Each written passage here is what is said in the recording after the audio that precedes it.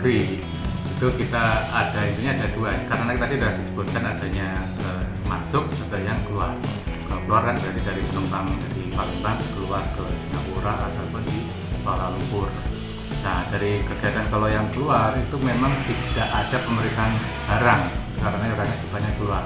Tapi pengawasan tetap ya, pengawasan tetap itu dalam artian kita tetap adanya menggali informasi intelijen dari pengamatan dari data penumpang. Jadi kita punya data yang sifatnya aplikasi PNR Gubernur itu kita bisa analisa penumpang siapa saja sih, nah, passenger listnya itu kemana, yang ini berapa kali itu ada seperti itu. Jadi kita punya tim analisa intelijen itu mengamati, memonitor kegiatan arus penumpang itu baik dari masuk ataupun yang keluar.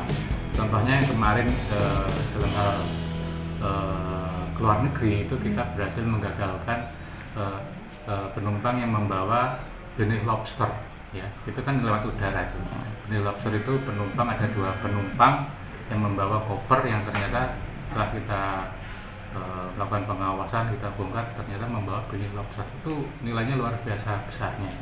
Ada sekitar, kalau dihitung kira-kira sekitar 65.000 benih lobster.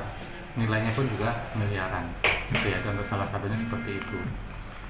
Kemudian kalau terkait dengan penumpang masuk itu yang dari Kuala Lumpur ke Palembang ataupun dari Singapura ke Palembang, kita sistemnya seperti ini. Jadi penumpang itu pasti kalau nggak bawa barang tentengan, barang bawaan penumpang yang disimpan di kabin, ya kita kenal kalau barang kabin, juga bisa jadi barang yang bawanya di bagasi, ya paham ya, di bagasi. Nah kalau di bagasi berarti dari bagasi penumpang itu, bagasi pesawat itu barang masuk, nanti dari belakang masuk yang kita kenal dengan conveyor belt itu. Sebelumnya itu kita lakukan pemeriksaan dengan X-ray, ya dari barang-barang, semua barang bagasi itu kita periksa dengan X-ray yang ada di situ. Jadi kita lihat di situ, itu kelihatan dari image-nya, warnanya seperti apa, itu barang organik, non organik, barang seperti apa, itu bentuknya seperti itu kelihatan ya dari warna, ya ada oranye, kuning, hijau dan sebagainya. Dari situ udah mulai, seperti dari situ kita sudah mulai melakukan pengawasan. Jadi kira-kira dari koper ini, barang bawaan yang masuk ini membawa apa saja sih, nah itu sudah mulai. Jadi kalau kita temukan misalnya barang-barang yang sifatnya harus kita awasin, harus kita nanti dibongkar, itu nanti barang itu kita tandain, jadi claim tag-nya atau dengan tanda tertentu yang nanti saat itu barang keluar dari conveyor belt, penumpang itu bawa penumpang barang bagasinya itu saat mau keluar kan kita melakukan pemeriksaan, jadi kita bongkar lagi dengan itu. Tapi kalau memang barang nggak ada apa-apa ya kita loss, itu kayak kita jalur hijau ya, jalur. Jadi barang kalau memang barangnya memang wajar. Jadi pasti kan kita bisa membedakan. Jadi saking seringnya kita melakukan pengawasan pelayanan di bandara itu, kita bisa tahu kok itu orang ini orang bisnismen, orang keluar negeri karena jalan-jalan, atau yang sering juga ke luar negeri, ke Kuala Lumpur karena berobat. Itu kelihatan tuh, misalnya itu dari usia lanjut, kelihatan dari bawa kursi roda dan sebagainya, itu biasanya sering itu ketahuan bahwa nantinya mereka itu bawanya itu dalam rangka untuk untuk berobat gitu ya. Dari situ kan pasti ketahuan. Kira-kira kalau orang bisnismen itu, orang-orang dalam rangka bisnis itu kan pasti ini barangnya kan mungkin nggak banyak kan, kalau misalnya ke Singapura dalam rangka bisnis dan sebagainya, dan waktunya kira-kira kan juga nggak lama. Beda kalau orang dalam rangka liburan, nah gitu loh. Dalam rangka liburan, bawa keluarga, anak, istri dan sebagainya ke Singapura, jalan-jalan di sana, nanti paling kira-kira kan biasanya juga nggak lama, itu paling lama seminggu itu 3-4 malam di sana, nanti kembali lagi.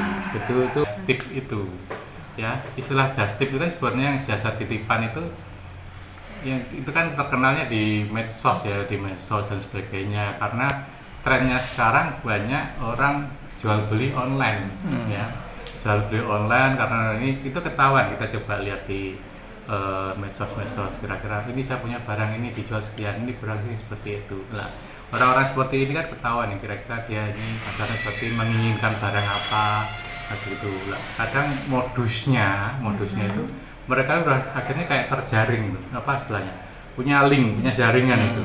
Misalnya ada komunitas akhirnya, komunitas. Misalnya, oh si A mau ke Singapura, nah gitu. Si A mau ke Singapura, saya mau ke Singapura nih, mau titip apa? Nah gitu kan. Oh saya mau tas, mau titip sepatu, saya mau titip jam, ada berapa. Akhirnya kan orang dengan jalan ini dia dibayai transportnya PP dan sebagainya, dia belanja di sana. Itu yang akhirnya tren yang kita kenal just tip itu seperti itu. Walaupun bisa juga sebenarnya secara keluarga kan kita bisa juga, misalnya saya sekeluarga mau ke Singapura, tiba-tiba ibu saya nitip nanti ya beliin oleh-oleh nah gitu, pulang batasannya 500 US satu orang. Jadi nah itu per pribadi ya, misalnya saya keluarga bahwa ada 4 orang, istri 1, anak 2, itu jatahnya free, selain jatahnya free ya 2000 US karena kita berempat.